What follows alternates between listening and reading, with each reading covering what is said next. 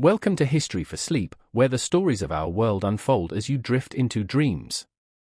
Tonight, let the ancient past guide your imagination, from forgotten kingdoms to mysteries buried beneath the sands of time. Before your eyelids grow heavy, don't forget to like, comment, and subscribe, so the next time you can fall asleep to another story from the ages. Now, close your eyes, let history become your lullaby. And as you drift away, let's get into the video. Shadows of the Past, the Anunnaki and the Ancient Warnings. The story begins not in the present, but thousands of years ago, in the cradle of civilization, the fertile plains of Mesopotamia. Here, among the winding rivers of the Tigris and Euphrates, the earliest human civilizations recorded stories of beings who came from the heavens. The Sumerians, whose cuneiform tablets would later astound archaeologists, described the Anunnaki, a pantheon of gods who descended from the sky to interact with mankind. These were not mere mythical characters, they were described as powerful, intelligent, and, at times, inscrutable beings whose intentions often blurred the line between benevolence and domination. Yet, beyond the awe and wonder, there lies a question that has haunted scholars, theologians, and conspiracy theorists alike: could these ancient accounts be more than myths? Could the Anunnaki represent someone, that might return? And if they do, could their return manifest in ways foreseen in sacred texts, such as the beasts of Revelation in the Christian Bible? Before leaping to conclusions, it is essential to understand who the Anunnaki were in the ancient record. The term itself roughly translates to those who came from the heavens to the earth.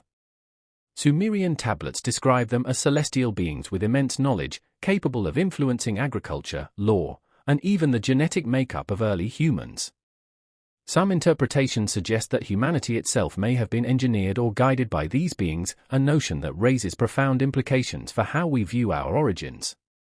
The connection to the prophetic texts of the Bible emerges in the most enigmatic of places, the Book of Revelation.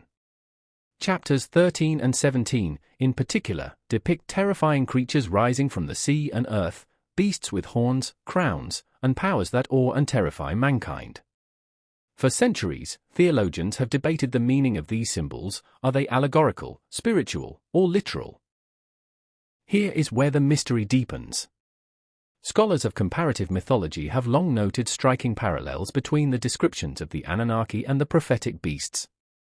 Both are associated with dominion over humans, both inspire fear, and both appear at times of great turmoil. Some researchers argue that the symbolic language of Revelation could be a veiled memory of ancient encounters, transmitted through allegory and apocalyptic vision.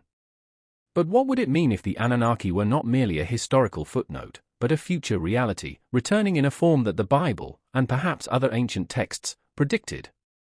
Could the beasts be literal beings, or advanced entities beyond our current comprehension? To begin to approach these questions, it is necessary to examine the prophecies themselves.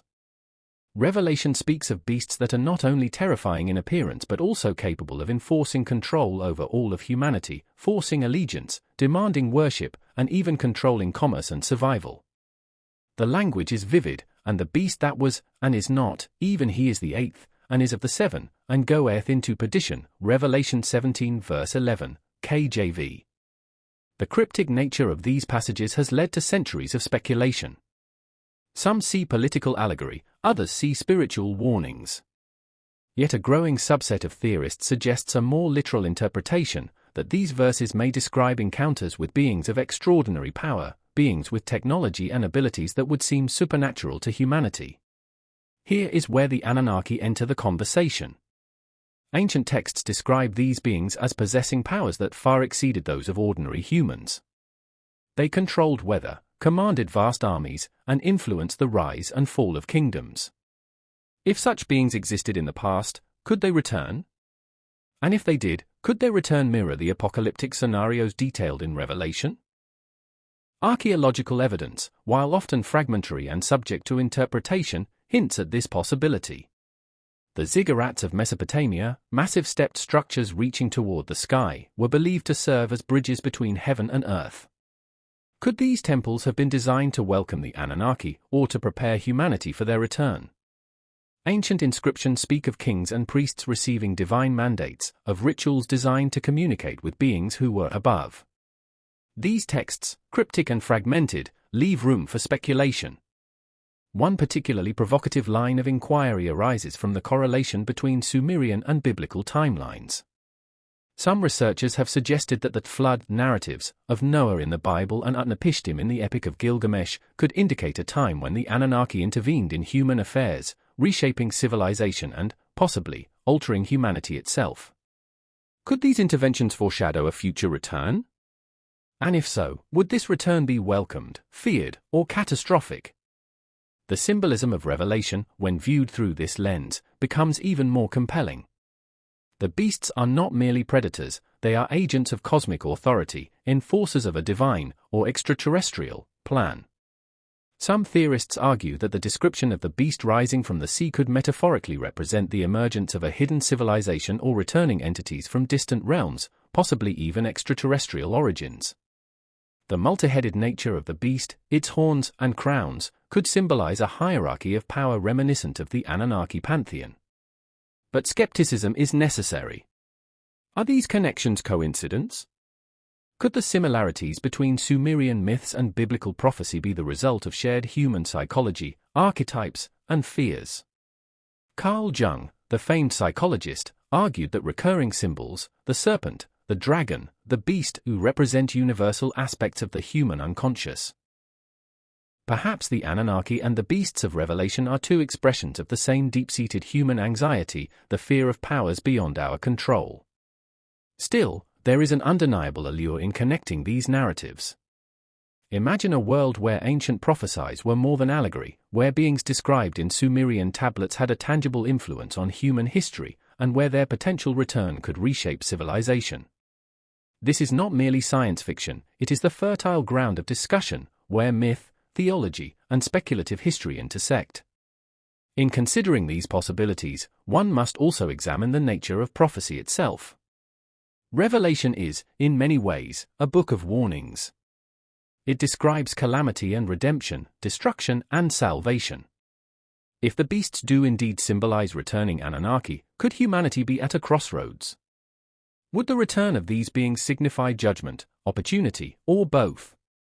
And how might this align with other ancient prophecies from around the world, from the Hopi to the Mayans, who also spoke of sky beings and times of upheaval?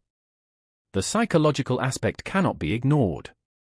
Humanity has always been captivated and terrified by the idea of superior beings. From angels and demons to gods and monsters, these archetypes shape our understanding of power, morality, and destiny. The Anunnaki, with their combination of technological mastery and moral ambiguity, fit perfectly into this archetypal framework. When filtered through the apocalyptic lens of Revelation, the narrative becomes even more potent, a return not only of power but of judgment, an intersection of ancient history and prophetic warning that resonates with primal human fears. As we move forward in this documentary, it is crucial to ask questions rather than accept easy answers. Were the Anunnaki simply mythic storytellers' creations, or could they have been real entities whose existence influenced both human civilization and the language of prophecy? Could the beasts of Revelation be the same entities, returning in a form that is beyond our current understanding? And, perhaps most hauntingly, what might this mean for the future of humanity? In Part 2, we will explore the historical and archaeological records of the Anunnaki, examining the tablets, ziggurats, and inscriptions that describe their interactions with humanity. We will consider what these records reveal about their intentions, their powers, and the warnings they may have left behind. By tracing these threads, we can begin to understand why some scholars and theorists believe that the beasts of Revelation may not be merely symbolic, but echoes of a return that ancient civilizations seem to anticipate. The past casts a long shadow. And as we uncover the stories of the Anunnaki, the questions become more urgent: are we truly alone, or are the warnings of the ancients pointing toward a future encounter with powers that once walked among us? Traces in stone, archaeology, and the enigmatic Anunnaki. To understand the prophecy of the end, we must first understand the beings at its possible center, the Anunnaki.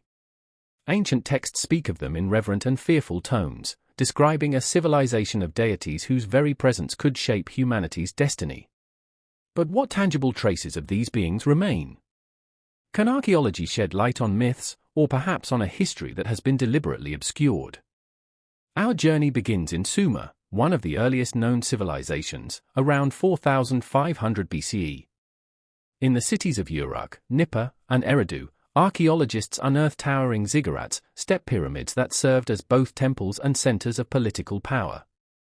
The purpose of these structures, according to Sumerian records, was to reach the heavens, to serve as a bridge between humans and the divine. Some tablets describe these edifices as meeting points for the Anunnaki themselves, where the gods would descend to instruct kings, priests, and sometimes select commoners. Among the most intriguing discoveries are the cuneiform tablets, inscribed with myths, rituals, and records of interaction between humans and these celestial beings. The Enuma Elish, often called the Babylonian creation epic, describes the Anunnaki as powerful entities with the authority to create, judge, and, at times, destroy. They are depicted as intelligent and sometimes capricious, capable of engineering both life and civilization. Consider one passage: the gods, seeking to relieve themselves of labor, create humanity from clay and the blood of a slain god. This account, while fantastical, raises profound questions. Did the Sumerians describe literal genetic manipulation? Was humanity's origin, according to these records, the result of intervention by a superior species? And if such beings existed, would their return mirror the apocalyptic imagery of Revelation, with humans once again under the dominion of entities far beyond their control? Archaeology provides tantalizing hints but rarely concrete answers. Excavations have revealed artifacts that suggest advanced knowledge. Cylinder seals depict beings descending from the sky, often accompanied by what appear to be otherworldly machines or vehicles. Some researchers propose that these images record encounters with technologically advanced entities, the Anunnaki themselves. Though controversial, these interpretations cannot be ignored. The recurring motif of gods descending from the heavens mirrors not only Sumerian accounts but also descriptions in Revelation: beasts emerging from the sea, symbols of authority descending to claim dominion. The ziggurats themselves hold clues. Their construction required extraordinary engineering skills, far beyond what might be expected of early human societies. Some scholars theorize that the Anunnaki, if real, may have imparted this knowledge, or even directly assisted in construction. The very act of building these massive temples could have been a preparation for future encounters, a way to ensure humans were ready to receive, or survive, the return of these beings. Yet, archaeological evidence also introduces paradoxes. Some tablets suggest the Anunnaki were deeply invested in humanity's spiritual evolution, teaching morality, agriculture, and law. Others depict them as destructive, prone to wrath, capable of unleashing floods and plagues. This duality, the benevolent teacher and the terrifying overlord, is strikingly similar to the biblical beasts, which are both awe-inspiring and fearsome, exercising dominion with unchallengeable power. The flood narratives provide perhaps the most compelling connection. In both Sumerian and biblical accounts, humanity faces near extinction due to the actions of powerful beings. The Sumerian Epic of Gilgamesh describes Utnapishtim surviving a divine flood sent by the gods, while the Bible recounts Noah's salvation amid God's judgment. Some theorists suggest that these floods were not mere allegories, but historical events triggered, or influenced, by beings capable of manipulating natural forces. Could the prophetic beasts of Revelation be the same entities returning, bringing judgment once more? Adding to the mystery are inscriptions describing the Anunnaki's hierarchy. Names like Enki, Enlil, and Ninurta are not mere labels, they denote specific functions and powers.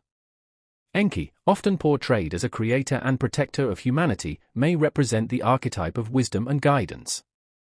Enlil, by contrast, embodies authority and sometimes wrath. This division of roles mirrors Revelation's imagery of beasts with multiple heads and crowns, symbols of power, sovereignty, and complex agendas.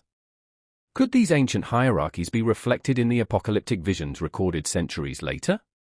Artifacts also reveal startling technological implications. Some cylinder seals and reliefs depict beings with what appear to be advanced instruments or vehicles descending from the sky.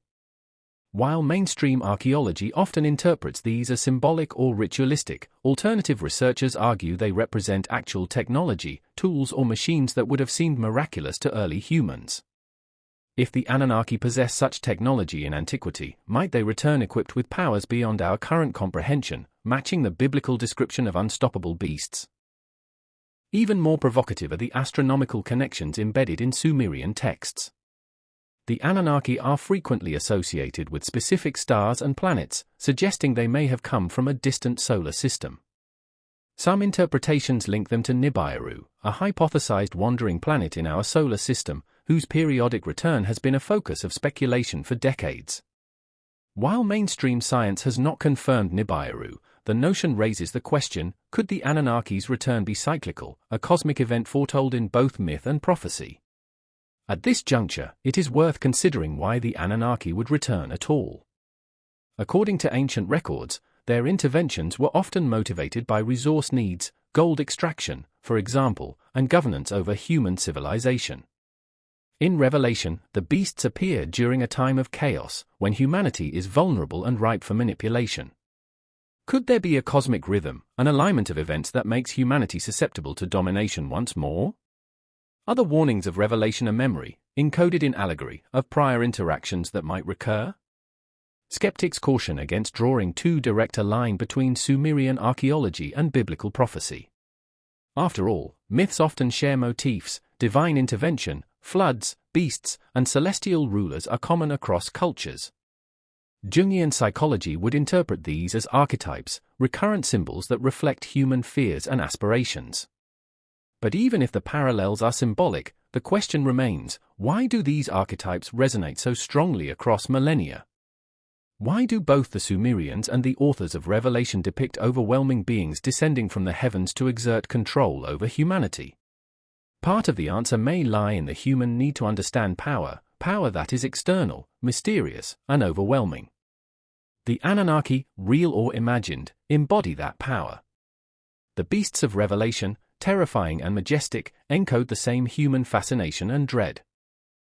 In both cases, the imagery serves as a warning: beings of superior strength may not act in humanity's best interest, and the consequences of defiance could be catastrophic.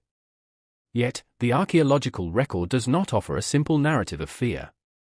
The Anunnaki also taught, guided, and at times protected humanity.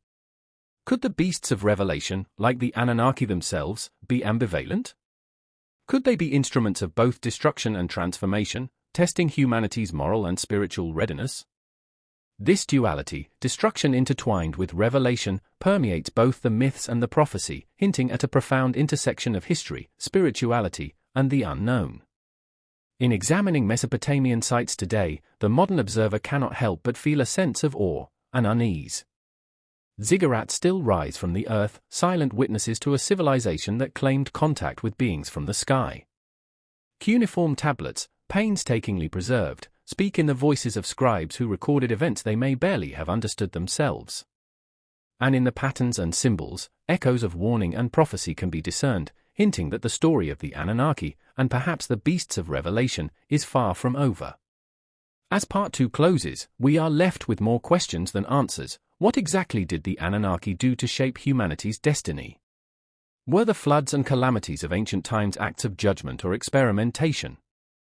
And, most importantly, could these beings return, manifesting as the terrifying beasts foretold in apocalyptic prophecy? In Part 3, we will explore the mythological and symbolic parallels between the Anunnaki and the beasts of Revelation, analyzing their appearances, roles, and powers. We will examine how ancient humans may have encoded knowledge of extraordinary beings into myths, and how these myths evolved into apocalyptic visions that continue to captivate and alarm humanity today. The past has left its footprints in stone, in clay, and in celestial maps. Following these traces, we may begin to understand why so many cultures, separated by time and geography, share a fascination with beings of immense power, and why their return remains one of humanity's most haunting possibilities. Echoes of power, mythology, and the beasts of Revelation. By now, we have traced the Anunnaki from ancient Mesopotamian tablets to the towering ziggurats that once reached toward the sky.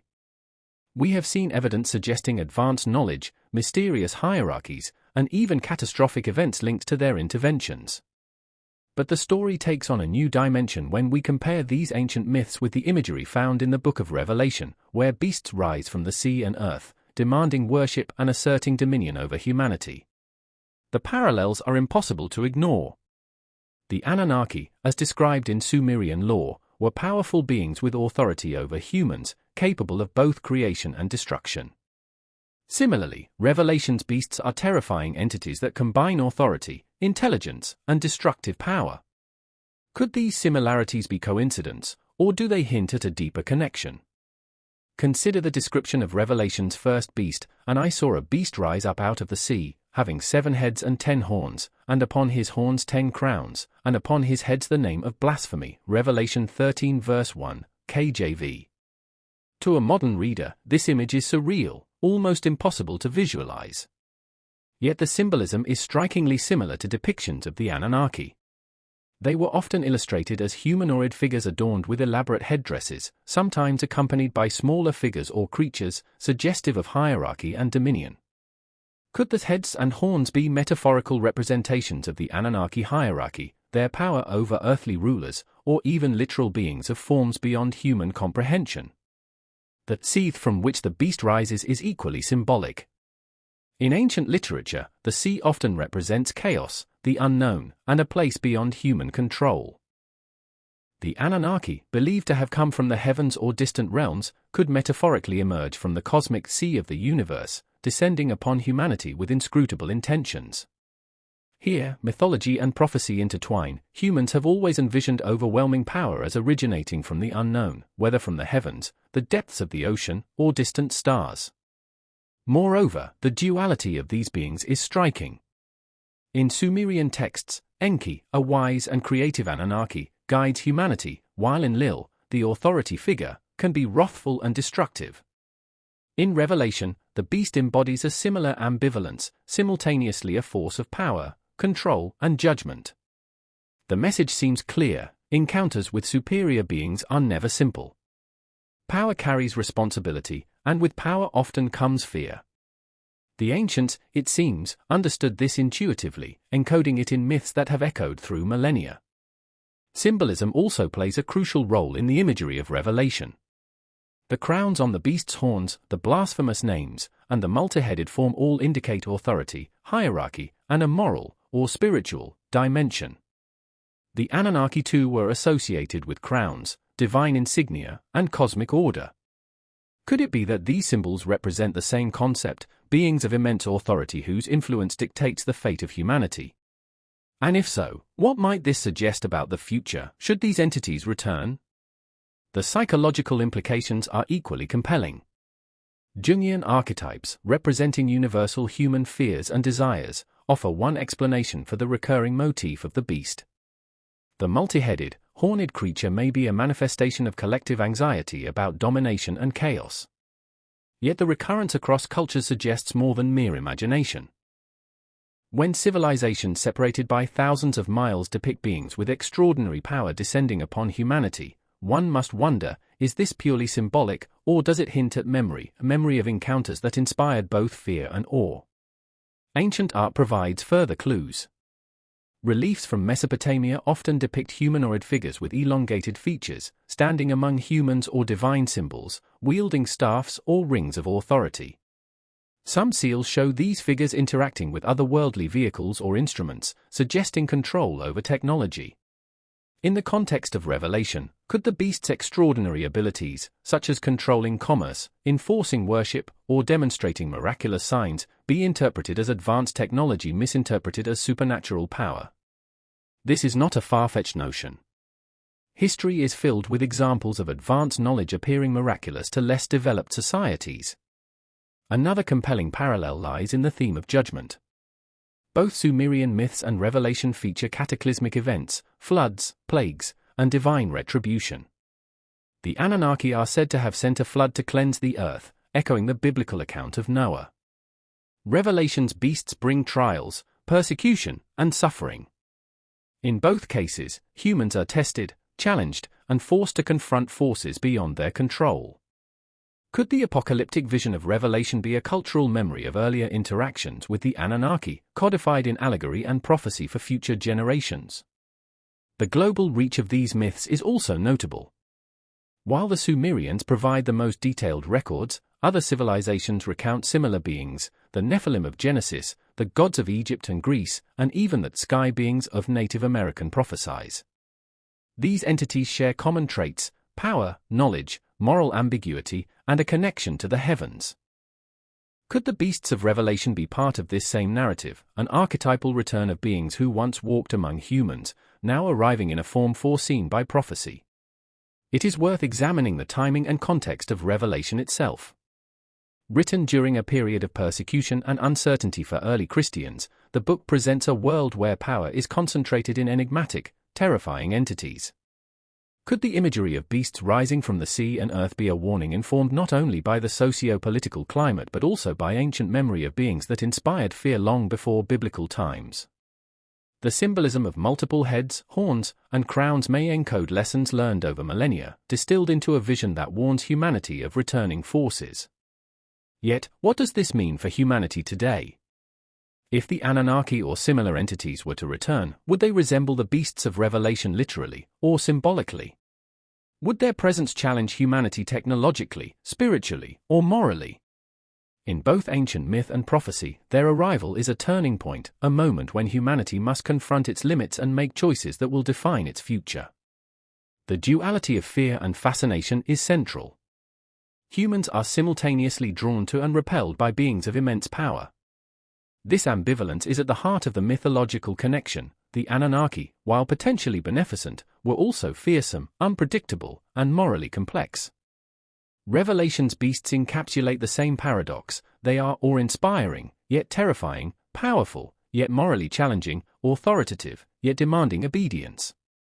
Furthermore, the beasts' control over commerce, governance, and allegiance in Revelation may reflect an understanding that power is not only physical but systemic. The Anunnaki's influence in Sumerian society extended to law, agriculture, and societal order. Could the prophetic beasts be a modernized vision of the same concept, entities capable of shaping humanity not through brute force alone, but by controlling systems, structures, and belief? Finally, the question remains: why were these myths and prophecies encoded in such vivid, often terrifying imagery?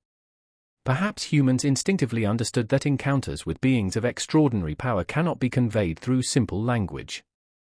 Symbols, allegory, and apocalyptic visions are needed to capture the scale, complexity, and danger. The beasts of Revelation, like the Anunnaki in myth, are not merely creatures, they are concepts, embodiments of forces that exceed human comprehension. As Part 3 concludes, we are left with an unsettling thought: the myths of the Anunnaki and the beasts of Revelation may not be separate narratives, but intertwined echoes of a single, enduring concept. The past, the present, and the prophetic future may all be connected through these beings of power, warning humanity that encounters with forces beyond comprehension are possible, and perhaps inevitable. In Part 4, we will delve deeper into the nature of these beings, exploring their powers, intentions, and the mechanisms through which they influence humanity. We will consider ancient accounts of their interventions, their control over knowledge and resources, and how these elements might align with the apocalyptic events foretold in Revelation. The story of the Anunnaki and the beasts is not simply about the past, it is a lens through which we examine the present and anticipate the future. And as we move forward, the question becomes ever more urgent: are the beasts merely symbols, or are they echoes of beings who once walked among us, preparing to return? Powers and intentions, the Anunnaki as agents of judgment. Having traced the myths of the Anunnaki and explored their eerie parallels with the beasts of Revelation, the question now shifts from symbolism to capability and intention.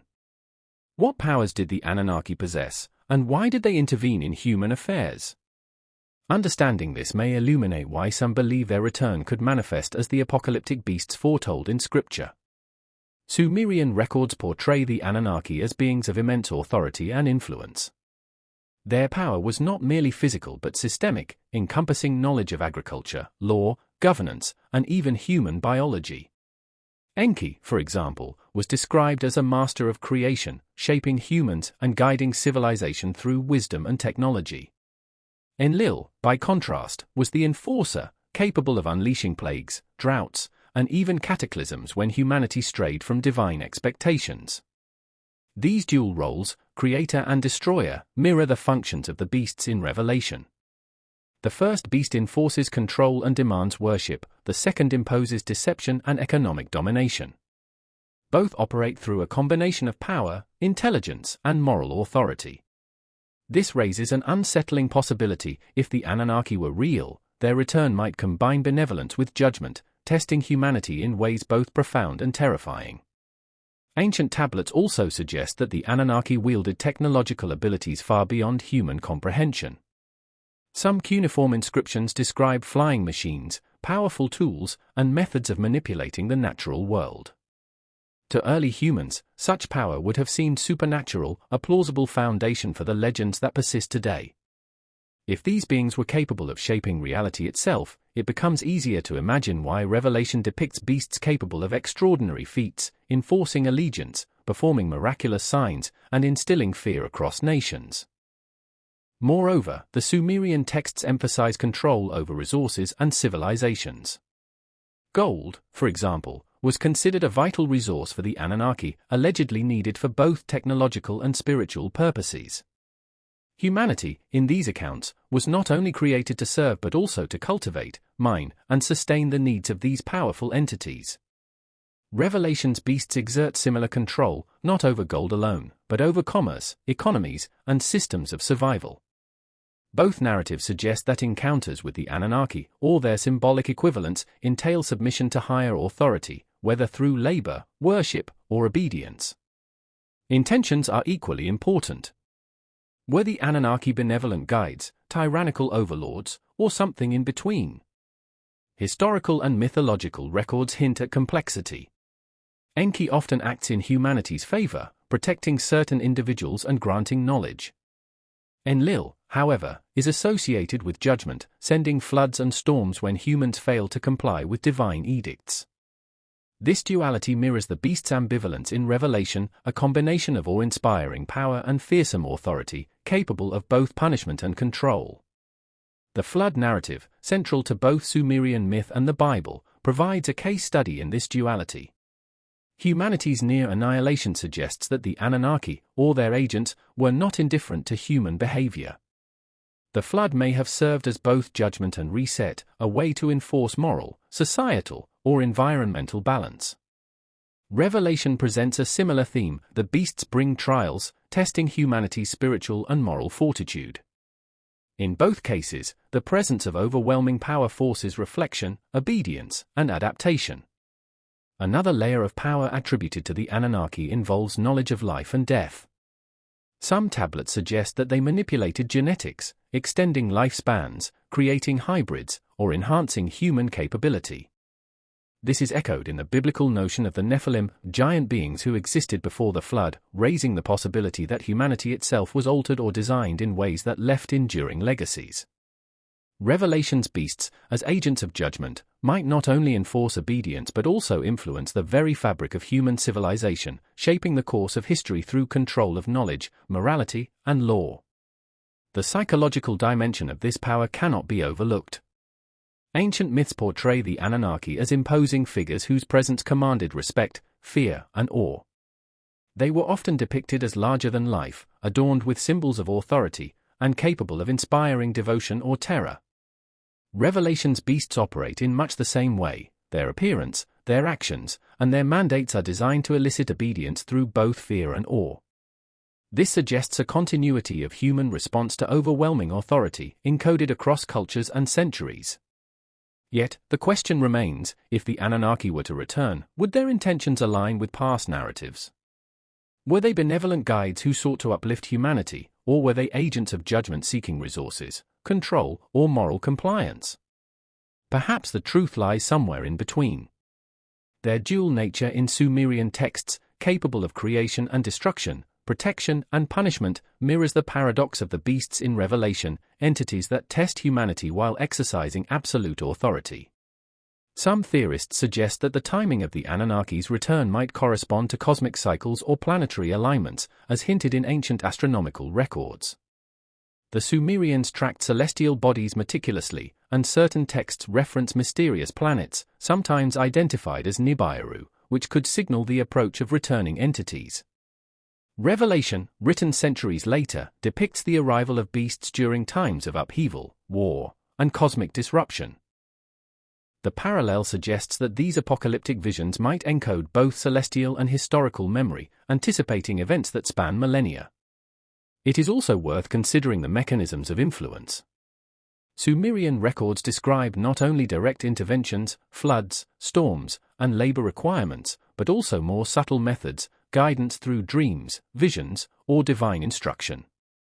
Similarly, Revelation depicts the beasts as influencing belief, morality, and social behavior, rather than relying solely on physical force.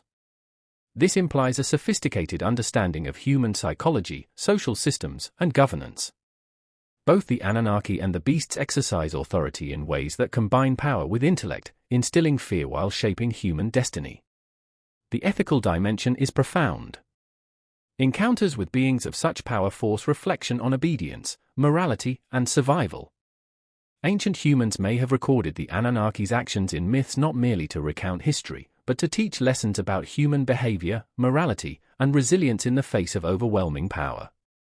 Revelation extends this lesson into the future. The beasts test faith, allegiance, and discernment, challenging humanity to navigate forces that cannot be confronted directly. Finally, Part 4 underscores an unsettling truth: power beyond comprehension is inherently ambivalent. The Anunnaki were neither purely benevolent nor wholly malevolent. They acted according to their own purposes, which were often inscrutable to humans. Revelation's beasts reflect the same ambiguity, embodying awe, terror, and authority. The combination of immense power and moral ambiguity is a recurring theme, suggesting that encounters with such entities, past, present, or future, are as much about human response as about the beings themselves. As Part 4 concludes, we are left with several crucial insights. The Anunnaki possessed knowledge and power that exceeded human capability, including technological, societal, and possibly genetic mastery. Their interventions were motivated by complex intentions, sometimes guiding, sometimes punishing humanity. The beasts of Revelation mirror these traits, exercising authority, inspiring awe, and testing humanity's morality and allegiance. Encounters with such beings, mythical, historical, or prophetic, are never simple. They challenge the limits of human understanding and agency. In Part 5, we will examine specific prophecies and accounts of their return, analyzing patterns in myth, scripture, and ancient astronomy that suggest a cyclical reappearance of the Anunnaki, or their symbolic equivalents. We will explore the warnings encoded in Revelation and other texts, considering what they reveal about the potential future confrontation between humanity and powers beyond comprehension. The stage is set. The beings are powerful, their intentions ambiguous, and their influence undeniable. The question now shifts from what they were to what might come next, and how humanity will face it. Signs of return, prophecies, omens, and the Anunnaki. The story of the Anunnaki does not end with ancient myths or archaeological fragments. Across cultures and centuries, whispers of their return echo in prophecy, legend, and scripture. In the Bible, the Book of Revelation details a future when beasts arise to challenge humanity, enforcing allegiance and demonstrating power that defies comprehension. Could these prophetic beasts be connected to the Anunnaki? Part 5 examines the signs, patterns, and warnings that suggest such a possibility. Revelation is explicit in its imagery. The first beast rises from the sea, a creature of immense power with multiple heads and horns, exercising dominion over nations. The second beast emerges from the earth, promoting worship of the first and enforcing global control. Scholars debate whether these are symbolic representations of political powers, spiritual entities, or cosmic forces. However, when compared with Sumerian records, the parallels are striking. The Anunnaki are similarly depicted as beings of authority, capable of influencing rulers, enforcing obedience, and wielding extraordinary power. Ancient texts often speak in terms that are simultaneously metaphorical and practical. The Sumerians recorded omens, signs in the sky, unusual celestial events, and natural phenomena that heralded the Anunnaki's presence or interventions. Eclipses, comets, and planetary alignments were interpreted as messages from the gods. In the Bible, cosmic signs also precede the appearance of the beasts: stars falling from heaven, the sky turning blood red, and the seas churning. Both sets of texts suggest that these beings, or the forces they represent, announce their arrival through observable signs, linking celestial patterns with terrestrial consequences. One particularly intriguing line of speculation revolves around Nibiru, a hypothesized celestial body often associated with the Anunnaki. While mainstream science does not confirm Nibiru's existence, Sumerian astronomers meticulously recorded planetary movements, emphasizing cycles and alignments. Could these records encode a warning, a periodic return of the Anunnaki, coinciding with cosmic events visible from Earth? The imagery of beasts emerging from the sea may reflect ancient awareness of cyclical appearances, beings returning not randomly, but according to a predetermined cosmic schedule. Prophetic texts frequently emphasize the element of testing and judgment. Revelation describes the beasts as agents of both awe and fear, enforcing obedience and punishing dissent. Similarly, Sumerian myths describe the Anunnaki as enforcing moral, societal, and even environmental codes, at times through cataclysmic floods or natural disasters. The alignment of moral authority with overwhelming power is a recurring theme. Those who encounter these beings are challenged to adapt, obey, or perish. This raises profound questions for the modern reader. If the Anunnaki, or similar entities, return, would humanity recognize the signs? And would we respond wisely, or be unprepared for the test? Across the ancient world, other prophecies seem to echo this motif. The Mayans spoke of cycles of cosmic change, often marked by celestial phenomena, coinciding with times of upheaval. Hopi prophecies warned of sky beings returning to Earth during periods of moral decay and environmental imbalance. Even the biblical prophets emphasize timing. The beasts appear during chaos, when humanity is fractured, vulnerable, and susceptible to influence. The convergence of these narratives across time and geography suggests that the story of returning powers is not confined to a single culture but resonates universally. Archaeological evidence may offer further clues. Certain Mesopotamian tablets describe rituals intended to prepare humanity for the gods' return. Temples were built, prayers recited, and offerings made in anticipation of future encounters. Similarly, the imagery of Revelation often depicts followers or worshippers responding to the beast's authority, whether through fear, devotion, or coercion. Both examples suggest that humanity has long been conditioned, consciously or unconsciously, to respond to the arrival of beings of overwhelming power. The theme of obedience and allegiance is central. The beasts enforce worship and allegiance, punishing those who resist. The Anunnaki, according to Sumerian accounts, also demanded obedience, not merely symbolic, but practical, through labor, cultivation, and adherence to societal codes. This raises an uncomfortable possibility. The prophetic beasts may not simply represent spiritual forces, but actual agents of control, mirroring the Anunnaki's historical role. Yet the prophecies also emphasize discernment and resilience. Revelation repeatedly warns believers to distinguish truth from deception, to remain faithful amid overwhelming pressure. This may reflect an enduring lesson from encounters with the Anunnaki. Power alone is not inherently evil, but it is dangerous when misused or misunderstood. Humanity's ability to navigate such forces, whether mythic, spiritual, or literal, may determine the outcome of any future encounter. Celestial signs appear repeatedly in these narratives. In both Sumerian records and Revelation, the heavens serve as a stage for extraordinary events. Stars fall, planets align, and cosmic phenomena signal the arrival of beings from beyond. Could these be literal astronomical events, markers of an approaching cycle? Or are they symbolic representations of power descending from realms beyond human comprehension? Either way, the consistent motif underscores a principle: extraordinary beings announce themselves through extraordinary means, demanding attention and response. The theme of global impact is also critical. Revelation depicts the beasts as influencing commerce, governance, and faith on a worldwide scale. The Anunnaki, too, were described as having authority over multiple regions, shaping the rise and fall of kings and civilizations. Both narratives suggest that encounters with these beings are never localized. They ripple across societies, affecting every aspect of human life. The question then arises: could modern civilization, with its technological and societal complexity, be more vulnerable, or more resilient, than ancient humanity?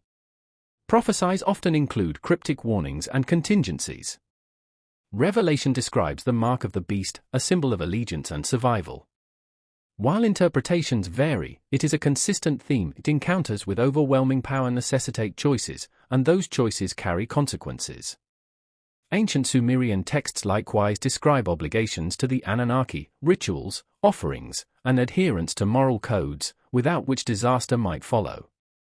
The resonance between these warnings suggests that ancient humans, like modern readers of prophecy, recognized a fundamental principle: power demands response, and the wrong response can be catastrophic. The historical and symbolic record also emphasizes timing and preparation. Sumerian rituals, prophetic visions, and astronomical tracking all point to the importance of recognizing signs and responding appropriately. Revelation, written in a time of persecution and uncertainty, echoes the same lesson: humanity must remain vigilant, discerning, and morally resilient when confronted with forces beyond comprehension. The ancients seem to suggest that the return of powerful beings is not random, but occurs within a framework of cosmic and moral order. Finally, the evidence invites reflection on the nature of fear and awe. Encounters with the Anunnaki, whether historical or metaphorical, inspired reverence and terror in equal measure. Revelation's beasts evoke the same emotional response, a mixture of fascination, dread, and awe. This emotional impact is not accidental. It underscores the profound challenge of confronting power that exceeds human understanding. The beings themselves, whether real or symbolic, are designed to provoke recognition of limits, obedience, and the need for discernment. As Part 5 concludes, the threads of myth, prophecy, and historical memory converge. Both the Anunnaki and Revelation's beasts announce their arrival through extraordinary signs, celestial, natural, or symbolic. Their influence extends across human society, affecting morality, governance, and survival. Obedience, discernment, and resilience are central themes, suggesting that human response is critical to navigating encounters with power. The duality of awe and fear, benevolence and judgment, remains consistent, highlighting the ambivalent nature of these beings. In Part 6, we will examine historical accounts and potential encounters that hint at the Anunnaki's influence in human history, exploring how ancient societies may have interacted with these beings and how these interactions inform the prophetic imagery of Revelation. We will trace patterns of intervention, divine judgment, and guidance that may foreshadow a future return. The question that drives us forward remains: if the Anunnaki, or the forces they represent, return, will humanity recognize the signs, and will we be prepared for the consequences? The stage is set, the warnings are clear, and the echoes of prophecy resound across millennia.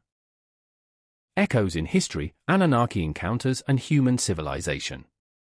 As we continue our exploration, it becomes clear that the story of the Anunnaki is not confined to myths and prophecies. Across the tapestry of human history, there are hints, records, and enigmatic artifacts suggesting that these beings may have influenced events long before the apocalyptic visions of Revelation were written. In Part 6, we examine the historical footprints of the Anunnaki and consider how their presence, or perceived presence, shaped civilizations, leaving echoes that might connect to the prophetic beasts of the end times. The earliest civilizations of Mesopotamia, Egypt, and the Indus Valley offer tantalizing clues. In Sumer, cuneiform tablets describe interactions between kings and gods, interactions that often involved guidance, decrees, or direct intervention in human affairs. Kings such as Gilgamesh are depicted as demidivine figures, sometimes guided or challenged by Anunnaki beings. These stories suggest that humanity was not operating in isolation but under the watchful eyes of powers beyond comprehension. Could this framework of authority have been the origin of the hierarchical, multi-headed imagery of Revelation's beasts? Egypt provides another layer of intrigue. The pharaohs were considered gods on earth, intermediaries between the divine and the human. Some scholars argue that these traditions may reflect the influence, or memory, of beings like the Anunnaki. The Egyptian pantheon, with gods such as Ra, Osiris, and Horus, bears structural similarities to the Anunnaki hierarchy: rulers, enforcers, and guides, each with specialized powers and domains. The interplay of divine authority and human governance creates patterns strikingly similar to the allegorical beasts described in Revelation, entities whose power commands obedience, shapes morality, and exerts influence over entire nations. Even outside the classical civilizations, legends of sky beings or celestial visitors appear repeatedly. Native American traditions, for example, recount encounters with mysterious beings who came from the heavens, bringing knowledge, warnings, and sometimes calamity. Mesoamerican civilizations, including the Maya and the Aztecs, documented celestial phenomena linked to gods who descended from the stars. The recurrence of these narratives across continents and cultures raises compelling questions. Are these merely archetypal symbols, or do they reflect actual encounters with entities of extraordinary power, whose return might be encoded in apocalyptic prophecy? The historical record is further complicated by unexplained technological and architectural feats. Consider the ziggurats, pyramids, and megalithic structures that dot the ancient world. Their scale, precision, and alignment with celestial bodies suggest knowledge beyond the apparent capabilities of the societies that built them. Some researchers posit that the Anunnaki may have provided guidance, or even directly assisted, in these projects. If so, their influence extended not only to human governance and morality but also to the very physical and technological development of civilization. Could such entities return, bearing knowledge and authority that would seem supernatural to modern humans, fulfilling the imagery of the beasts in Revelation? Historical accounts of mysterious floods, plagues, and natural disasters further suggest the presence of extraordinary forces. The biblical flood of Noah, the Sumerian flood of Utnapishtim, and other catastrophic events in global mythology hint at interventions by beings capable of manipulating the environment on a massive scale. Revelation's beasts are agents of judgment and trial, bringing widespread disruption and testing humanity's resilience. In both ancient and prophetic narratives, these events serve a dual purpose: punishment for disobedience and preparation for renewal. Some scholars also draw attention to patterns of societal collapse and upheaval. Civilizations that once flourished often face sudden declines, coinciding with natural disasters, invasions, or unknown crises. Sumerian texts attribute some of these shifts to divine displeasure, enforced by the Anunnaki. In Revelation, the beasts appear during times of crisis, reinforcing the notion that extraordinary powers exploit moments of vulnerability. Could history itself be a record of cycles in which beings of immense power intervene, sometimes benevolently, sometimes destructively, shaping human destiny across centuries? Artifacts provide additional layers of evidence. Cylinder seals, carvings, and reliefs depict beings interacting with humans in ways that imply authority, guidance, or oversight. Some images show humanoid figures descending from the sky or wielding objects that resemble tools or vehicles of advanced design. To modern eyes, these may appear symbolic, yet within the context of historical patterns, they suggest a persistent narrative of extraordinary beings influencing human affairs. Revelation's beasts could be a continuation of this symbolic language, the ultimate embodiment of authority, testing, and judgment. It is also notable that many of these encounters involve ethical and moral instruction. The Anunnaki, according to Sumerian texts, guided humans in agriculture, law, and societal organization. Similarly, the biblical prophets emphasized moral codes, obedience to divine authority, and preparation for the end times. This combination of power and moral oversight is central to understanding both the Anunnaki and the beasts of Revelation. They are not mere predators, they are forces that demand recognition, ethical response, and discernment from humanity. The cyclical nature of these patterns cannot be ignored. Sumerian astronomers meticulously recorded planetary movements, eclipses, and unusual celestial phenomena, suggesting that they may have observed cycles of appearance and influence. Revelation similarly portrays the beast's arrival during periods of cosmic and terrestrial upheaval, hinting at a structured pattern to these encounters. Could history itself be a record of recurring cycles, where the Anunnaki, or their symbolic counterparts, reappear to test, guide, and enforce judgment? Prophetic traditions often emphasize the importance of preparation and vigilance. Ancient rituals, prayers, and observances were designed to anticipate encounters with higher powers. Revelation warns believers to remain steadfast and discerning, to recognize deception, and to maintain faith in the face of overwhelming force. The continuity between these ancient practices and prophetic instructions suggests a universal recognition: interactions with extraordinary powers are inevitable, and humanity's response determines the outcome. Even in modern times, unexplained phenomena, celestial anomalies, mysterious disappearances, and unusual patterns of natural events invite speculation about the return of extraordinary beings. While mainstream science may offer natural explanations, alternative interpretations suggest these occurrences could be signs or precursors, echoing ancient warnings and aligning with the apocalyptic narrative of Revelation. The question arises, are these isolated incidents, or part of a broader cycle of interaction between humanity and beings of immense power? History also teaches a critical lesson about human perception and readiness. Ancient peoples recorded events they could not fully comprehend, encoding them in myths, symbols, and prophecies.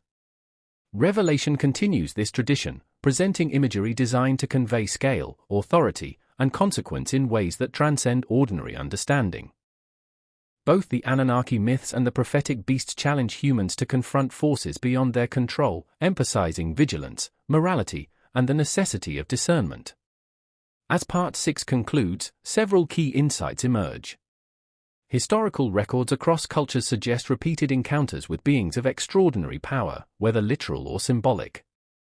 The influence of these entities spans governance, morality, technology, and natural events, shaping civilizations in profound ways. Cycles of upheaval, divine judgment, and moral instruction hint at recurring patterns that align with the prophetic narrative of Revelation. Recognition, preparation, and ethical response are central themes, emphasizing humanity's role in navigating encounters with overwhelming authority. In Part 7, we will explore modern interpretations and evidence of Anunnaki influence, examining how myths, prophecies, and unexplained phenomena intersect in ways that suggest the potential return of these beings.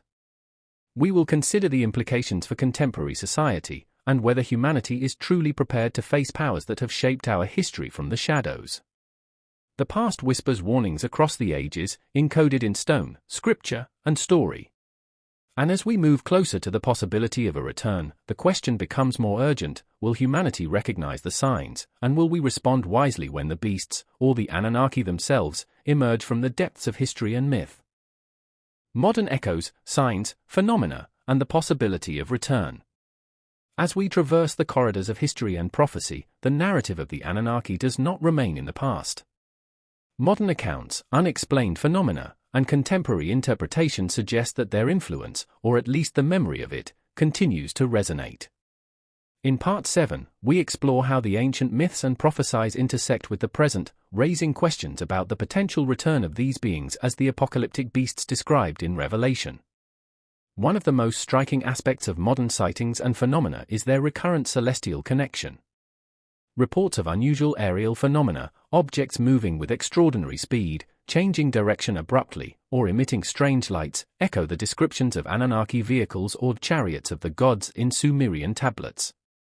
While skeptics attribute these observations to natural or human-made explanations, the consistency of reports across decades and continents invites reflection. Could these be signs of a cosmic presence preparing for a return? Or are they symbolic reminders of humanity's perpetual fascination with beings beyond comprehension? In addition to aerial phenomena, unexplained patterns in nature often draw attention.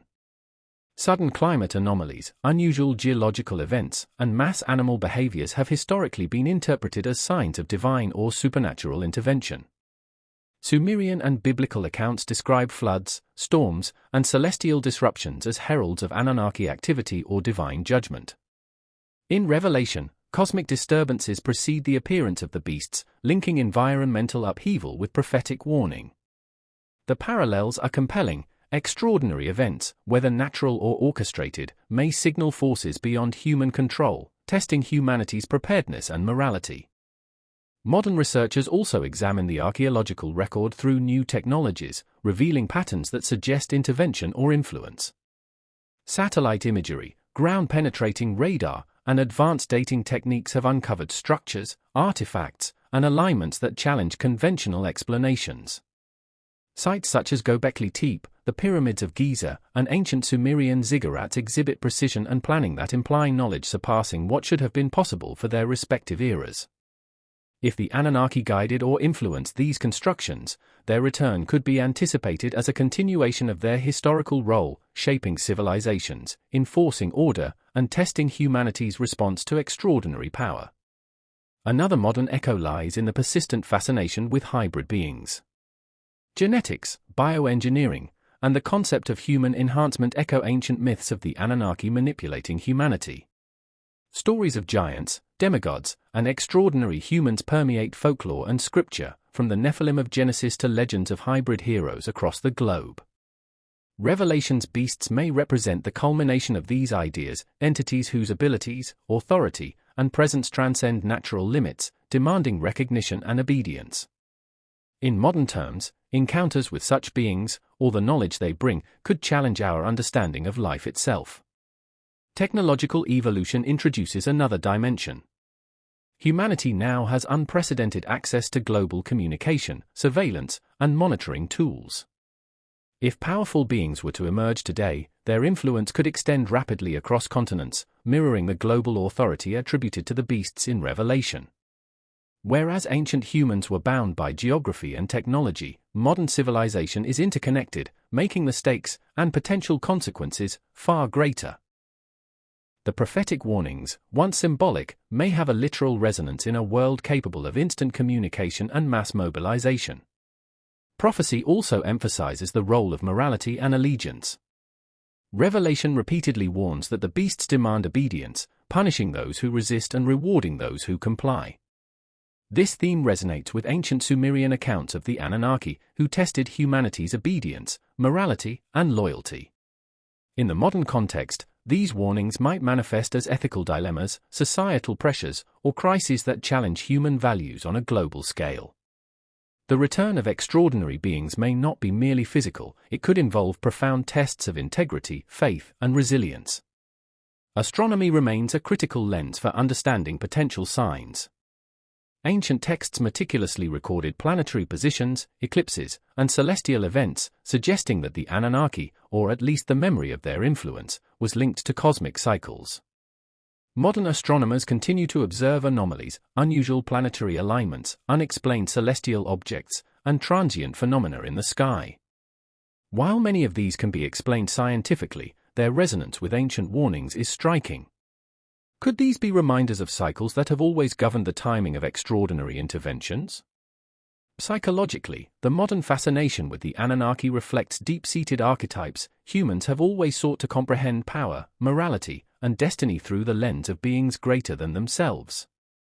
Revelation's beasts embody this archetype, or inspiring, terrifying, and morally ambiguous. They compel attention, reflection, and response.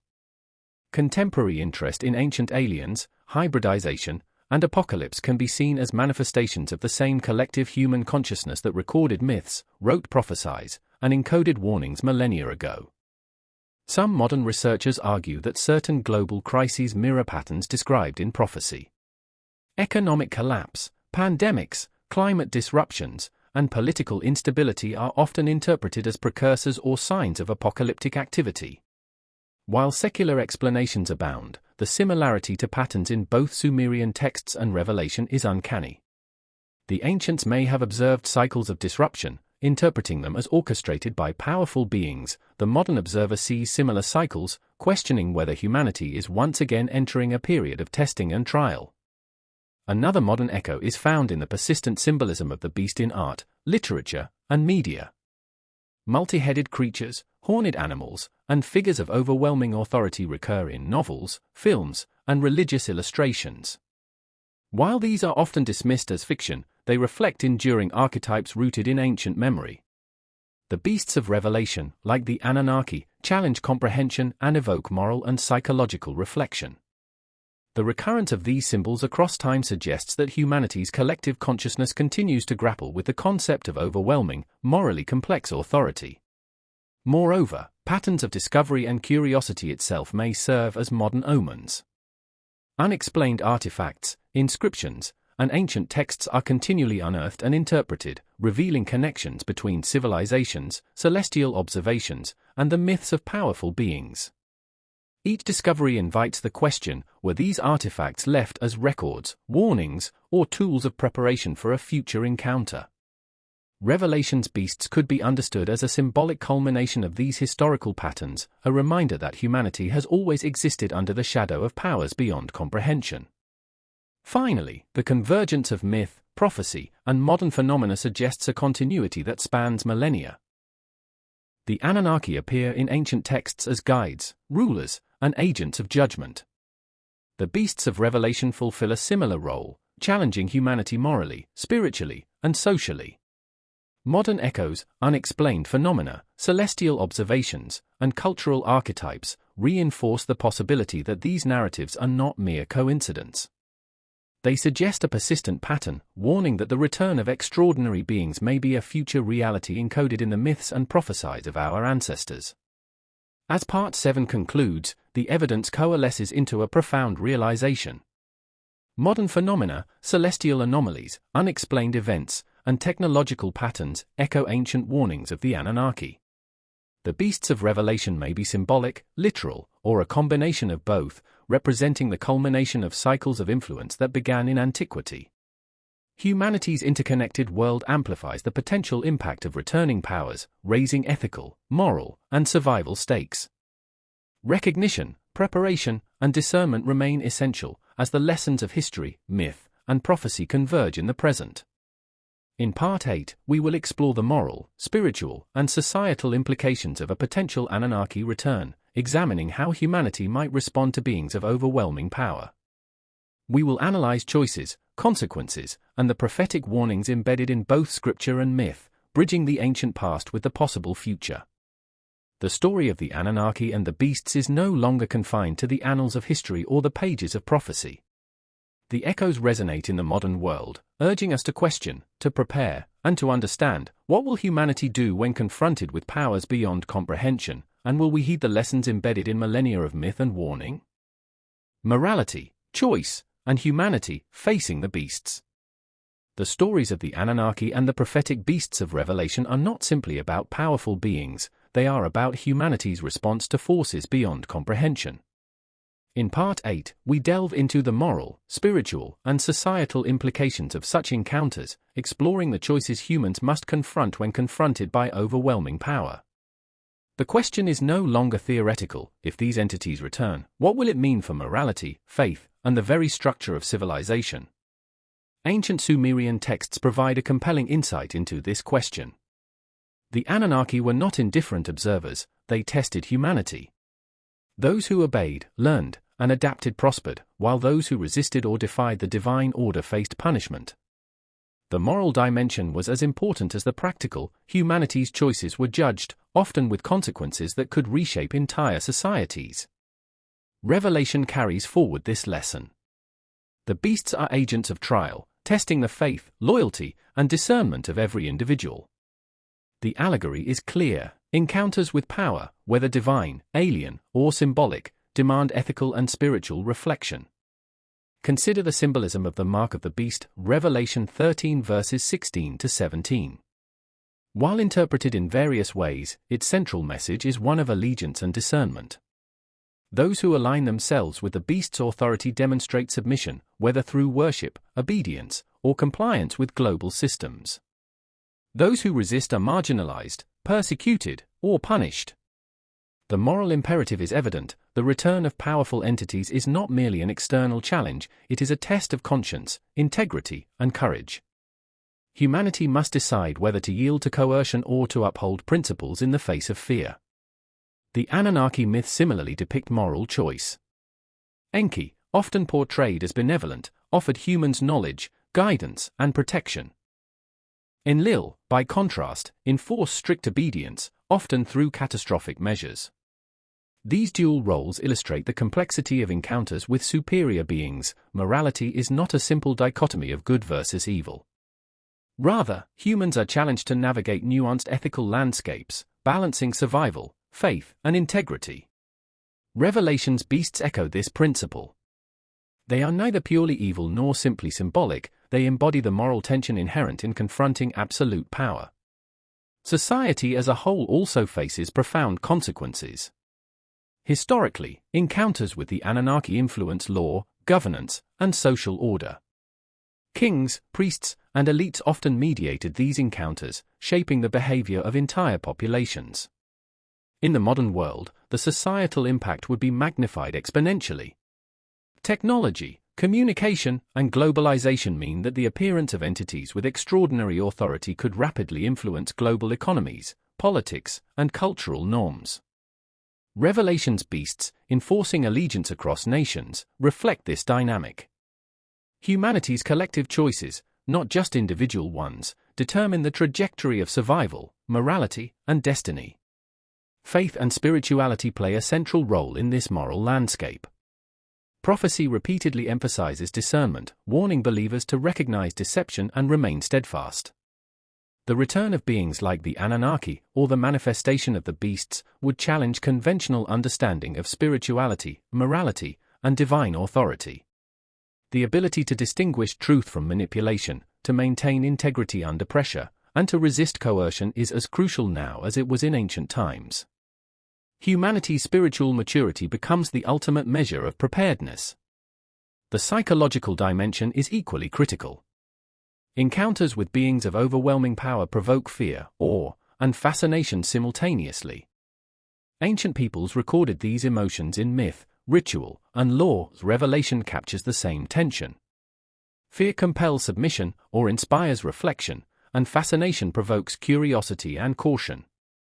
Navigating this emotional landscape is part of the moral test. Humans must act rationally and ethically, even when confronted with entities that defy comprehension. Modern challenges add another layer to this dynamic. Humanity already grapples with unprecedented technological, ethical, and existential dilemmas. Artificial intelligence, genetic engineering, and global crises all test morality and discernment. The potential return of extraordinary beings would amplify these challenges. The moral question is no longer hypothetical. How do we respond when faced with forces that wield authority, knowledge, and power far beyond human capability? Revelation's beasts serve as a prophetic mirror, reflecting the consequences of ethical choices on both individual and societal levels. Ancient myths also emphasize preparation and vigilance. Rituals, observances, and ethical codes were intended to ready humanity for encounters with superior powers. Revelation conveys the same principle. Recognition, discernment, and readiness are essential to surviving trials imposed by the beasts. In a modern context, preparation may extend beyond spiritual practices to include critical thinking, global awareness, and ethical leadership. Humanity's ability to anticipate, interpret, and respond wisely may determine the difference between survival and subjugation. The duality of guidance and coercion is a recurring theme. The Anunnaki provided knowledge but also enforced obedience. Revelation's beasts reward allegiance but punish resistance. The moral challenge lies in navigating this tension, seeking wisdom without surrendering integrity, responding to authority without losing autonomy. In essence, the narrative teaches that morality and survival are intertwined. Ethical discernment is not optional when facing powers that can shape destiny. Societal cohesion is also at stake. Revelation emphasizes the consequences of division, deception, and weakness. Civilizations fractured by fear or manipulation are more susceptible to the influence of overwhelming power. History provides analogous lessons. Societies that fail to maintain ethical, legal, and social order often collapse under internal or external pressures. The potential return of the Anunnaki, or manifestation of the beasts, would amplify these dynamics, challenging humanity to unite morally, spiritually, and socially. Ultimately, the moral and spiritual framework of humanity becomes the central battlefield. The beasts are more than entities, they are tests of discernment, courage, and integrity. The Anunnaki myths reinforce this principle, illustrating that power alone does not define judgment, human response does. Will humanity submit blindly, resist defiantly, or navigate the path of wisdom and ethical courage? Revelation's imagery leaves little ambiguity. The stakes are immense, and the consequences irreversible. As Part 8 concludes, several key insights emerge. Encounters with extraordinary beings demand moral and ethical discernment at both individual and societal levels. Fear, awe, and fascination are tools that test human response, shaping choices and consequences. Preparation, spiritual, ethical, and intellectual, is crucial for navigating trials imposed by overwhelming authority. Humanity's collective decisions, not just the actions of elites or leaders, determine survival, morality, and destiny. The duality of guidance and coercion is a central lesson, emphasizing that power tests morality, not just physical capability. In Part 9, we will explore the culmination of prophecy, the confrontation, the trials, and the choices that will define humanity's future. We will examine the symbolic and literal implications of Revelation's beasts, tracing the final stages of judgment and testing, and considering what it might mean if history, myth, and prophecy converge in the modern world. The stage is set, the moral test is clear, and the question persists: when confronted by beings of unimaginable power, will humanity rise to the challenge, or falter under the weight of fear and submission? The answer may determine not only individual destiny but the fate of civilization itself. The climactic confrontation, trials, tribulations, and humanity tested. As history, myth, and prophecy converge, we arrive at the most critical juncture, the confrontation between humanity and the forces described as the Anunnaki or the beasts of Revelation. Part 9 delves into the climactic trials, exploring the challenges, moral dilemmas, and societal upheavals that define this ultimate encounter. Here, the abstract becomes tangible, the symbolic becomes experimental, and humanity faces a test unlike any other. Revelation describes the beasts as agents of unparalleled authority.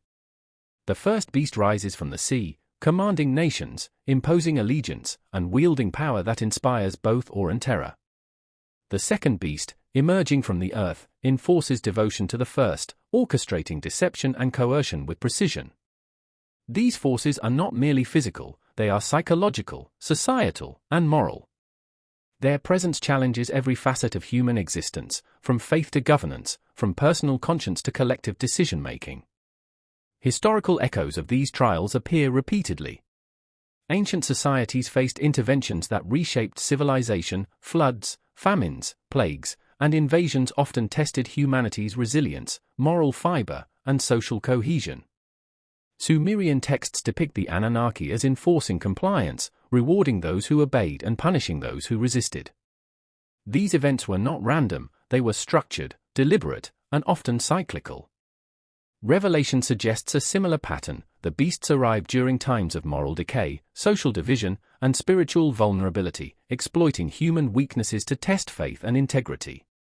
The trials are multifaceted. On an individual level, humans confront fear, temptation, and coercion. The mark of the beast represents more than submission, it embodies the ethical and spiritual choice each person must make. Resistance may entail suffering, persecution, or even death, while compliance compromises integrity and moral clarity. This tension mirrors the Anunnaki myths, where obedience to divine authority brought protection, guidance, and survival, but defiance carried dire consequences. The confrontation is thus both internal and external, a test of character, courage, and discernment. On a societal level, the beasts challenge governance, social order, and collective morality. Nations may fracture under pressure, manipulated by forces beyond comprehension.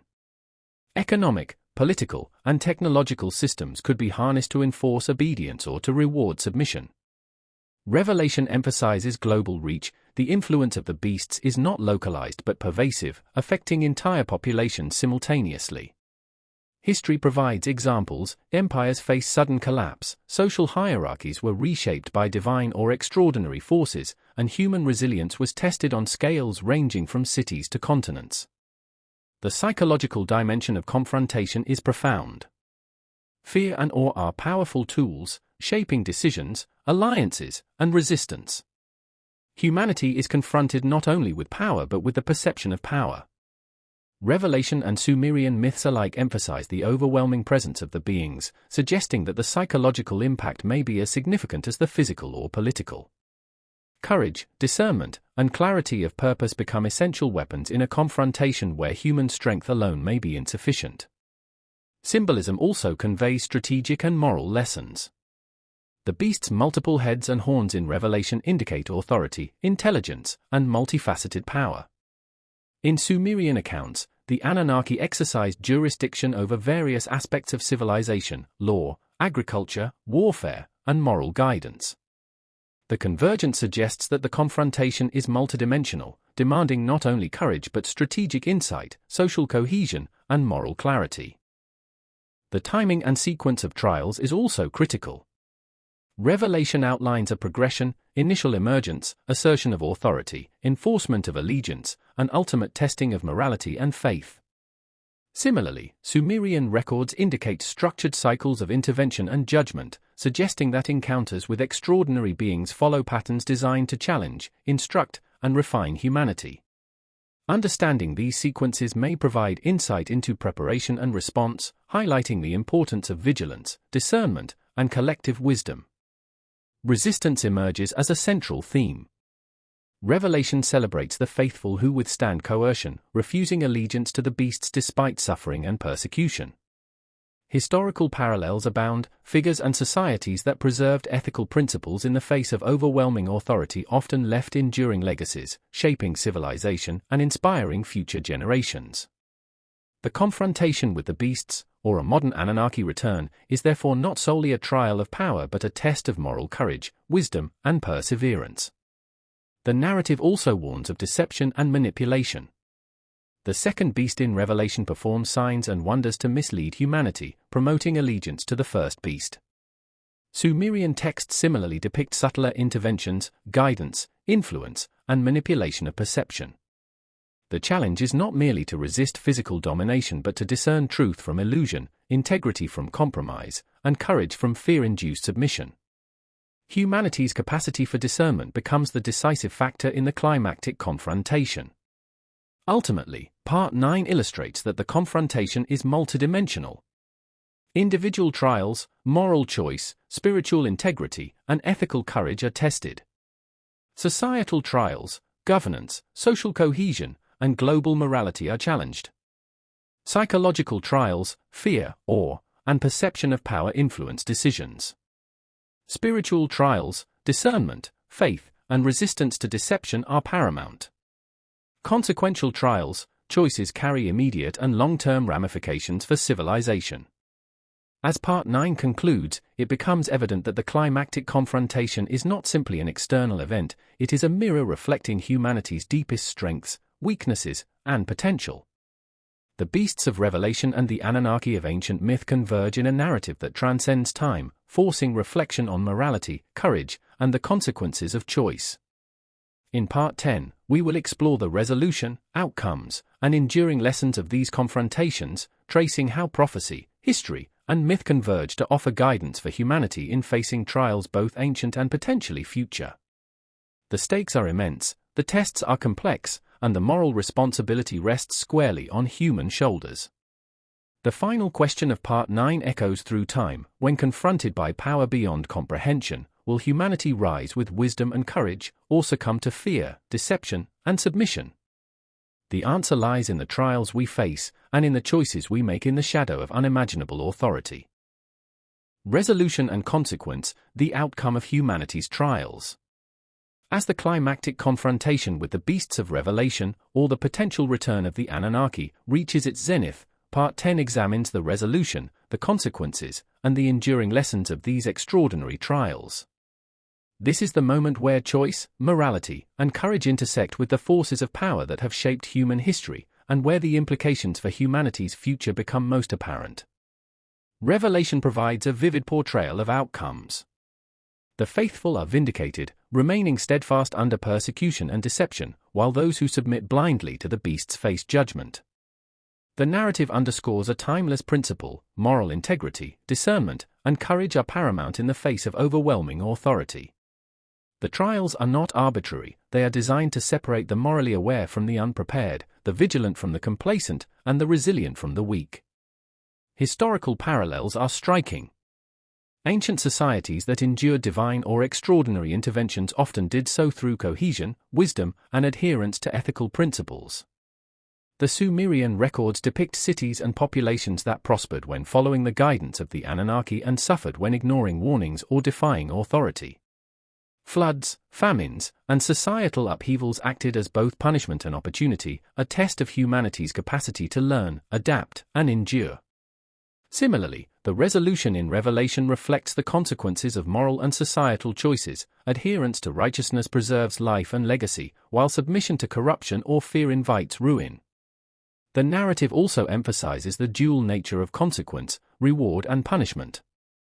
The faithful experience protection, guidance, and spiritual fulfillment, while those who yield to coercion or deception encounter suffering, spiritual compromise, or even destruction.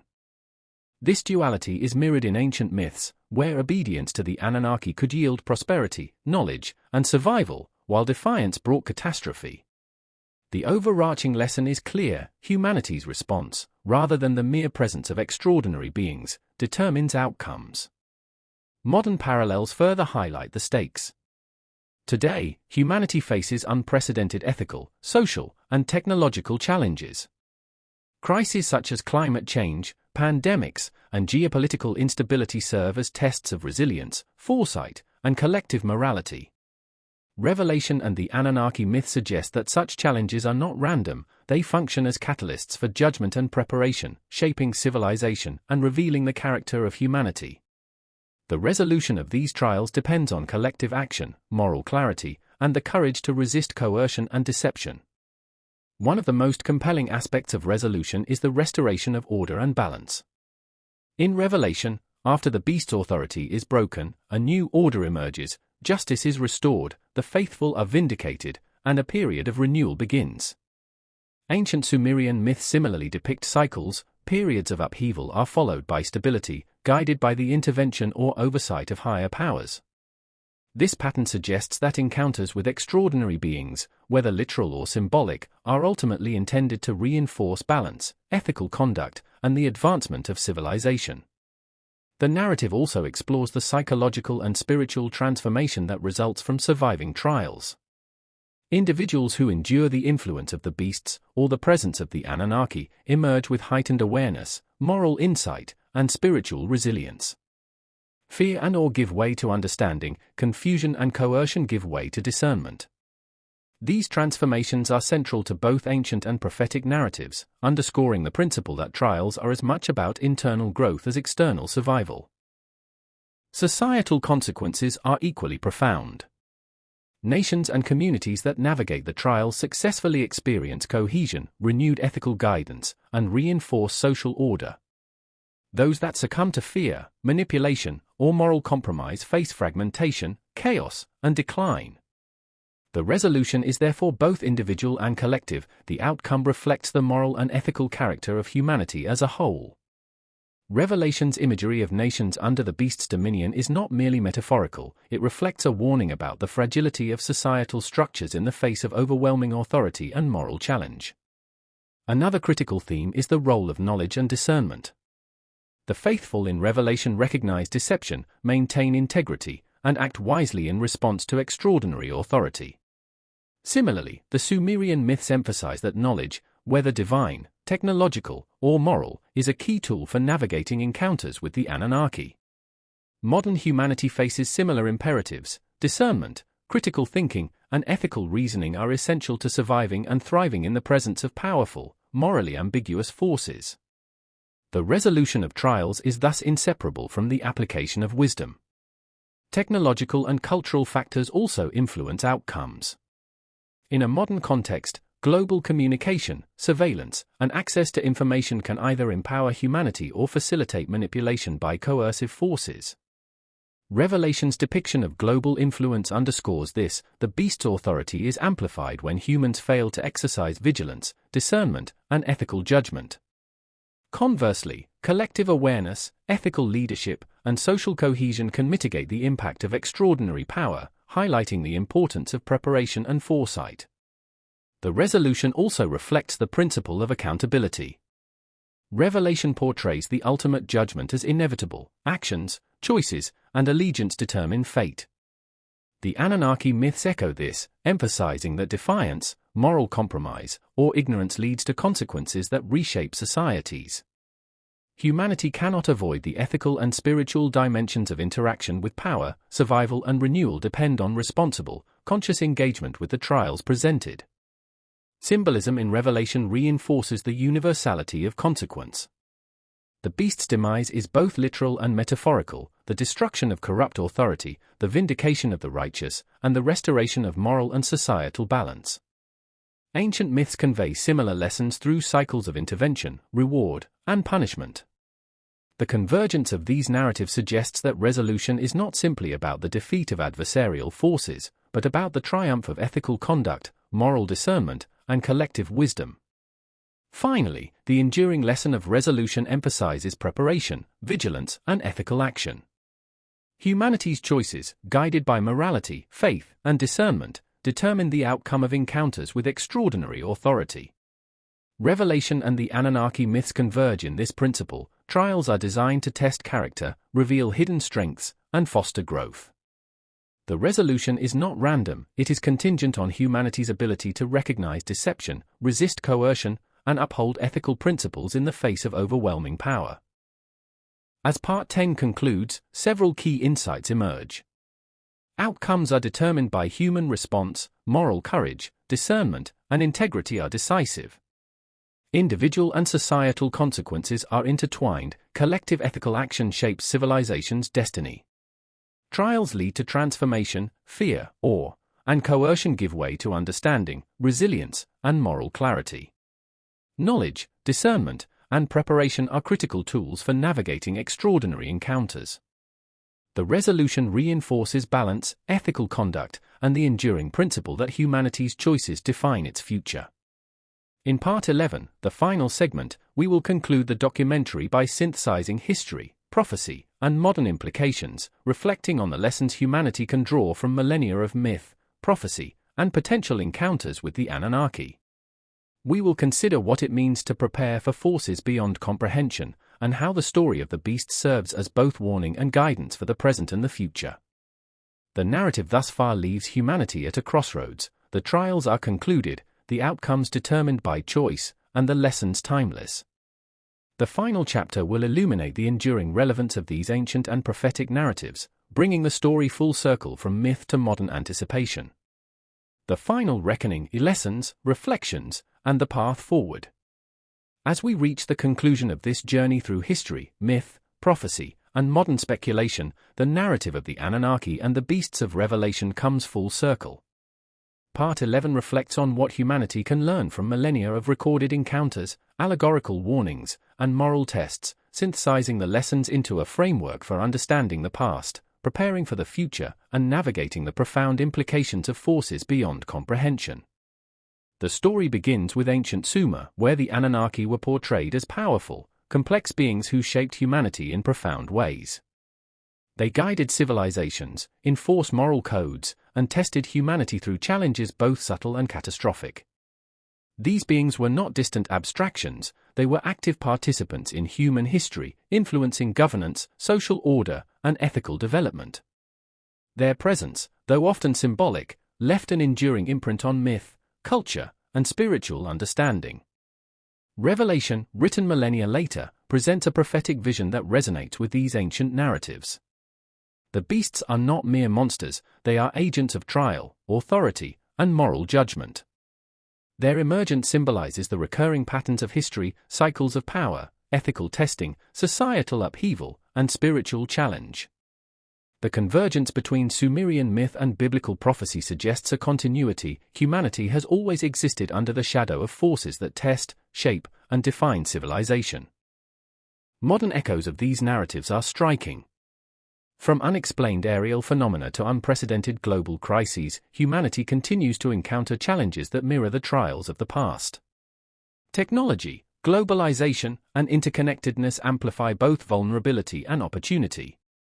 Whereas ancient peoples relied on ritual, guidance, and observation, modern humans must apply discernment, ethical reasoning, and collective action to navigate analogous trials. The past serves as both warning and guide, offering lessons in resilience, courage, and moral vigilance. The climactic confrontation, explored in parts 9 and 10, demonstrates the multidimensional nature of these tests. Humanity faces individual, societal, psychological, and spiritual challenges simultaneously. Fear, awe, and temptation must be resisted through courage and ethical action. Social cohesion and collective morality determine the survival and flourishing of civilizations. Knowledge, discernment, and preparation are critical, serving as tools to navigate trials orchestrated by forces that surpass ordinary comprehension. One of the central lessons of this narrative is the power of choice. Whether in the Sumerian myths, the prophetic vision of revelation, or modern analogues, outcomes are determined not solely by the presence of extraordinary beings, but by humanity's response to them. Courage, integrity, and moral clarity define survival and success. Conversely, fear, deception, and submission to corrupt authority result in loss, suffering, or societal collapse. This principle is timeless. Humanity has always been tested, and the measure of civilization is found in its ability to respond wisely. Spiritual and ethical preparation emerges as another enduring theme. Ancient peoples engaged in ritual, observation, and adherence to divine guidance to navigate encounters with powerful beings. Revelation emphasizes faith, discernment, and resistance to deception as tools for surviving the trials of the beasts. In the modern era, preparation may involve a combination of spiritual awareness, ethical reasoning, and practical vigilance. The convergence of myth, prophecy, and contemporary observation suggests that survival and success are contingent on recognizing the patterns, understanding the stakes, and acting with integrity. The narrative also underscores the interconnectedness of humanity. The trials described are not merely individual challenges, they are collective tests of civilization. Societies that maintain ethical cohesion, social order, and moral clarity are better equipped to withstand trials, while those fractured by fear, deception, or moral compromise are more vulnerable. Revelation's global imagery and historical precedents both highlight the importance of unity, foresight, and collective responsibility in navigating encounters with extraordinary power. Another key lesson is the cyclical nature of history. The Anunnaki's interventions, the emergence of the beasts, and the recurring patterns of human trial illustrate cycles of influence and testing. These cycles serve as both warning and guide. Humanity must learn from the past, recognize the signs, and act with wisdom to break destructive patterns while reinforcing ethical and societal resilience. The return of extraordinary beings, whether literal or symbolic, is part of a continuum, a challenge repeated across millennia to test human discernment, courage, and morality. Modern interpretations, ranging from UFO phenomena to global crises, suggest that humanity is at another threshold. Whether the Anunnaki return literally or the beasts of Revelation manifest symbolically, the trials are real. Challenges to faith, morality, society, and civilization itself. The lessons of history, prophecy, and myth converge, emphasizing vigilance, preparation, and ethical discernment. Humanity is not passive in this narrative. The outcome depends on conscious, courageous, and principled action. The narrative concludes with the theme of hope and renewal. Revelation portrays a resolution in which the faithful are vindicated, moral order is restored, and the consequences of ethical action are realized. Sumerian myth similarly describe cycles in which guidance, perseverance, and adherence to ethical principles lead to survival, advancement, and societal flourishing. The ultimate lesson is that trials, no matter how overwhelming, are opportunities for growth, moral clarity, and the reinforcement of civilization's highest values. In synthesizing the documentary's lessons, several key insights emerge. Humanity has always been tested by forces of extraordinary power, whether literal, symbolic, or archetypal. Choice, courage, and ethical action determine outcomes more than the mere presence of authority. Individual integrity and societal cohesion are intertwined. Civilization's survival depends on both. Knowledge, discernment, and preparation are essential tools for navigating trials. History, myth, and prophecy converge to offer guidance, warning, and insight for modern humanity. Cycles of intervention, trial, and renewal illustrate the recurring nature of moral and societal testing. Hope and renewal are attainable for those who act with integrity, courage, and ethical wisdom. As we close this documentary, the enduring question resonates: will humanity heed the lessons of history, prophecy, and myth when confronted with forces beyond comprehension, or will fear, deception, and moral compromise prevail? The Anunnaki, the beasts, and the cycles of trial are not merely stories, they are reflections of human potential, vulnerability, and responsibility. The narrative invites reflection. Humanity's journey has always been shaped by extraordinary forces, whether in the skies above Sumer, in the allegorical visions of Revelation, or in the modern phenomena that echo these ancient warnings. The path forward requires vigilance, moral courage, and a commitment to discernment and ethical action. It is a journey of preparation, resilience, and awakening to the reality that the trials of the past, present, and future are interconnected. Ultimately, the story of the Anunnaki and the beasts serves as both warning and guidance. It reminds humanity that encounters with power, whether divine, extraterrestrial, or symbolic, are inevitable, and that the measure of civilization is found in its response. The trials are formidable, the consequences profound, and the lessons timeless. As the documentary concludes, the viewer is left with a profound awareness: history, prophecy, and myth are not distant or irrelevant, they are living lessons. The future, shaped by our choices, courage, and moral clarity, awaits. Humanity stands at the crossroads, tested by forces beyond comprehension, and the path forward is defined not by fear, but by wisdom, discernment, and integrity. The final reflection echoes through time: to survive, to thrive, and to endure, humanity must confront the extraordinary with courage, discernment, and unyielding ethical resolve. The Anunnaki, the beasts, and the cycles of trial are not merely external, they are mirrors reflecting the strength, vulnerability, and potential of the human spirit.